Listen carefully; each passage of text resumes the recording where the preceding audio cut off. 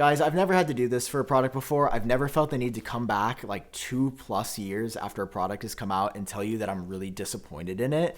But I'm here today for AirPods Max because that's actually how I feel. And I've had such a weird relationship with these, actually. I got these the very first day they came out in 2020. And my initial impressions were like 3 main things. Number 1, the sound quality was pretty good, but it didn't blow me away. Number 2, they were way too heavy. I do not know why Apple put stainless steel in something that's going to rest on your head. And number 3, they do look really good and they look really cool. I liked the direction that Apple went with them. I would say those are like my big 3 takeaways. And then I learned after using them for a little bit that the battery life was also really good. The dual, I think, H1 processors inside made them incredibly fast in connecting. And I was pretty happy. Oh, and then this thing, the carrying case, over time, I actually didn't mind this that much either. Didn't mind that much, or a lot of things about these either, because if there's one thing I wouldn't have expected to change my mind on, it was the build quality, considering that there are premium materials like stainless steel in these. But man, I'm gonna tell you right now, the main reason I'm here today is to talk about the headband and the colossal failure that this part of the headphones, in my opinion, like the second most important part next to the sound quality, is comfort. That is completely fallen through. Quite literally, because there's zero support anymore. Unlike other headphones that had rubber or polyurethane resting on your head that was comfortable but not anything special, this legit felt like a pillow when it was sitting on you. And I was like, that's pretty cool, man. They're heavy, but at least I don't really feel them all that much. And it was great until the pillow ran out and there's just like nothing here. It just sits on your head. And it's not like unusably uncomfortable, but I can feel the metal bar just sitting on my head, and it's noticeable. And it hurts way easier than it used to, like physically. But surely this couldn't be a thing for all AirPods Max, right? It's probably just mine. Maybe I used them wrong or wore them too much. I don't know. Either way, I would say that they still shouldn't break down like this after 2.5 years. So I checked on a friend's AirPods Max who have had them for almost the same amount of time. And sure enough, on his headphones, the exact same thing. The mesh is totally worn down. It just is the metal bars sitting on you instead. So 2 pairs of older AirPods Maxes having this issue. And now I'm sitting here like maybe I gaslit myself into thinking it was ever more bouncy or supportive. So I went to my other friend and checked out his brand new AirPods Max that are less than 6 months old. And the headband on that is absolutely flawless. It's just as bouncy as day one. It feels great because admittedly he has not worn them as much as we have, and they're just not that old yet. But I guarantee about a year down the road, that headband is going to give out. And not just give out physically, but aesthetically as well. I don't know if you can see it from here, so let me zoom in on these a bit. The headband has yellowed a ton from my hair, which is a gross thing. I didn't want to bring that up in a video. I don't want to mention that most humans have naturally occurring oils of some level in their hair, and that can go and get into other things. That's why if you've ever looked at your pillowcase or your pillow on the inside, it is yellow over time. I know, it's nasty. I wish I could disable the oil feature on my hair as well.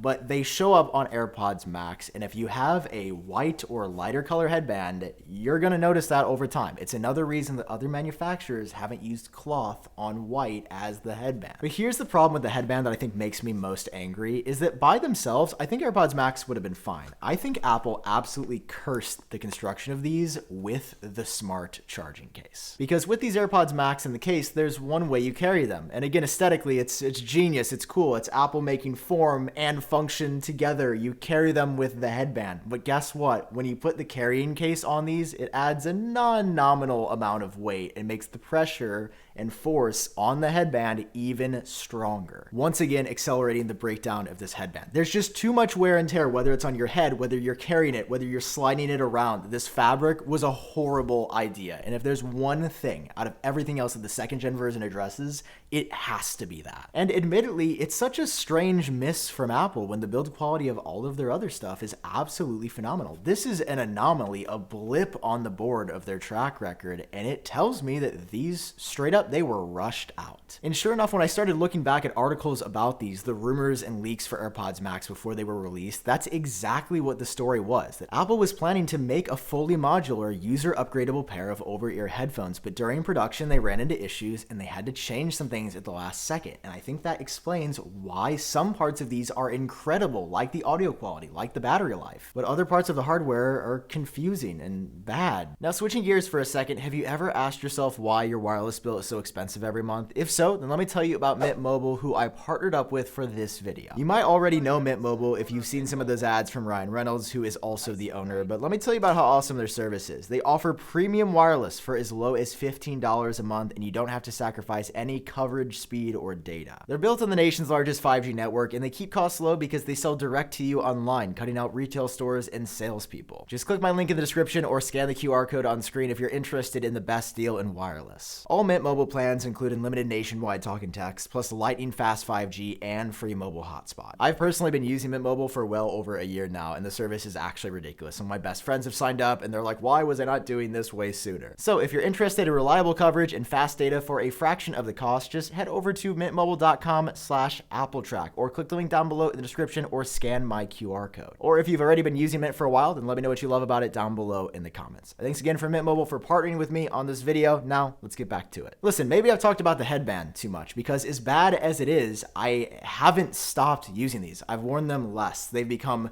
more uncomfortable, but they're still my main pair of over-ear headphones because of how great they sound. Apple just absolutely nailed the audio profile on here, and it's complemented perfectly by insane noise cancellation. The ANC on these are just out of this world. They make me feel like I'm editing on a plane, and I'm not on a plane because the sound completely disappears, and then the transparency mode when I need to hear is also phenomenal. The battery life on these is also held up really well. I'm consistently having to not charge these very often whatsoever. I get 5-ish plus hours, I think, on a single charge. They're great in that department. So once again, the scale starts turning until I show you this little thing right here. It might be hard to see black on black with my black t-shirt. This is the $30 Apple proprietary cable that allows you to transfer from the lightning cable to a 3.5 millimeter audio input. And let me be crystal clear when I mention proprietary, I mean it is the literal only cable in the world that Apple allows to work with AirPods Max. And it is,